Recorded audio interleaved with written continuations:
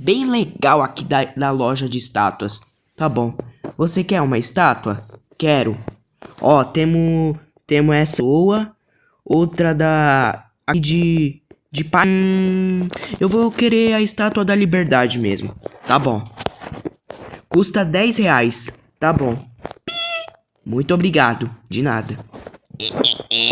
Ele nem percebeu que a estátua é mágica. Hã? O que você disse? Nada, eu não disse nada. Eu só tava comentando que a estátua é muito boa. Ah, tá bom. Tchau. Tchau. Volte sempre. Pode deixar.